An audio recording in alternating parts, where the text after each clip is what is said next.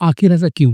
क्यों आजकल बॉलीवुड की हर दूसरी फ़िल्म देख के डेजा वू होता है? सेम कहानी, सेम क्लाइमैक्स, बस एक्टर्स बदल दिए जाते हैं और सबसे बड़ी बात, हम जैसे ऑडियंस भी एक पॉइंट के बाद बोर हो जाते हैं। ये प्रॉब्लम सिर्फ फ़िल्म मेकर्स तक सीमित नहीं है, इसके पीछे पूरा सिस्टम है। स्टूडियोज़ एंड प्रोड्यूसर्स अब फ़िल्म्स को एक आर्ट नहीं, एक इन्वेस्टमेंट समझने लगे हैं। उनको लगता है अगर एक फ़िल्म साउथ में हिट हो चुकी है, तो उसी को हिंदी में बना देते हैं, रिस्क कम है, प्रॉफिट ज़्यादा। फिर आते हैं स्टार्स जो अपनी इमेज को लेके इतने कॉशियस हो गए हैं कि एक्सपेरिमेंट करते ही नहीं। अगर किसी पुरानी ब्लॉकबस्टर का रीमेक मिले तो रिस्क फ्री हिट मिल सकता है, ये सोच उन्हें कंफर्ट जोन से निकलने ही नहीं दे रही। स्ट्रीमिंग प्लेटफॉर्म्स भी क्वांटिटी पे ज्यादा फोकस कर रहे हैं।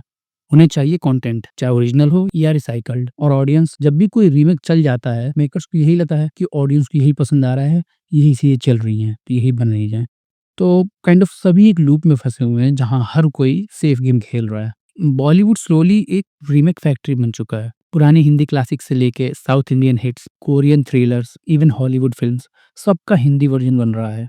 बट यहाँ एक कैच है, रीमेक सिर्फ़ कहानी कॉपी करने का नाम नहीं होता। एसेंस कैप्चर करना पड़ता है, इमोशंस ट्रांसलेट करना पड़ता है और यही बॉलीवुड से हो नहीं पा रहा है। अक्सर रीमेक्स सिर्फ़ विजुअल्स और डायलॉग्स कॉपी कर लेते हैं, लेकिन सोल ऑफ द मूवी कहीं लॉस्ट हो जाती है। मूवी में सोल ही नहीं रह जाता। ये सिर्फ क्रिएटिविटी का क्राइसिस नहीं है, ये सिस्टम की कंडीशनिंग है। बॉलीवुड का डाउनफॉल एकदम से नहीं हुआ। 1950s से लेकर अर्ली 2000s तक हमने फिल्में देखी जो टाइमलेस थी। मुगले आजम, शोले, लगान, दिल चाहता है। इनमें ओरिजिनलिटी, बोल्डनेस और स्टोरी टेलिंग था। हाँ, उस वक्त भी रीमेक होते थे, but soul of the movie lost नहीं होता था।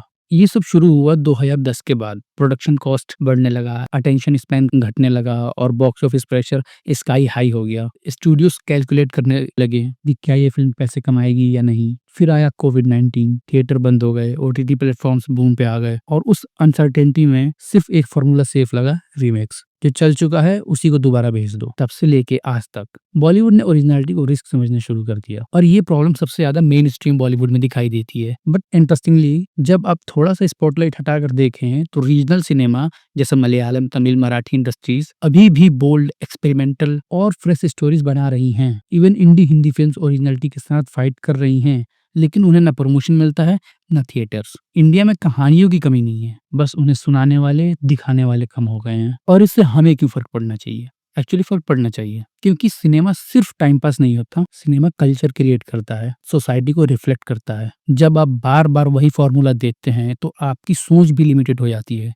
आप नए कैरेक्टर्स, नए इमोशंस, नए पर्सपेक्टिव्स मिस कर जाते हैं। और सबसे बड़ी बात, जब एक टैलेंटेड राइटर या फ़िल्म मेकर अपनी असली कहानी लेकर आता है, तो उसे इसलिए रिजेक्ट कर दिया जाता है क्योंकि उसमें कोई बिग नेम नहीं है या फिर उसमें रिस्क ज़्यादा है। तो इन चीज़ों से कल्चर खुद मरने लगता है। जब हम ओरिजिनैलिटी को इग्नोर करते हैं, तो सिनेमा एक प्रोडक्ट बन जाता है और बन चुका है। और जब हर प्रोडक्ट एक जैसा होता है, तो पब्लिक भी इंटरेस्ट खोना शुरू कर देती है। बॉक्स ऑफिस नंबर्स ऑलरेडी बता रहे हैं कि रीमेक्स फेल हो रहे हैं, ऑडियंस बोर हो चुकी है। तो अब सवाल ये है कि क्या हम एज़ एन ऑडियंस चेंज ला सकते हैं? तो एज़ एन ऑडियंस जब हम एक अच्छी फ़िल्म, एक ओरिजिनल फ़िल्म देखें, तो उसके बारे में बात करना चाहिए, सोशल मीडिया पे शेयर करना चाहिए, छोटी कहानियों को भी बिग स्क्रीन पे आने का चांस देना चाहिए। बिकॉज़ बॉलीवुड सिर्फ स्टार से नहीं, ऑडियंस से बनता है। और जब ऑडियंस बोल्ड कहानियों को सपोर्ट करेगी, तभी इंडस्ट्री भी कुछ नया करने का रिस्क लेगी।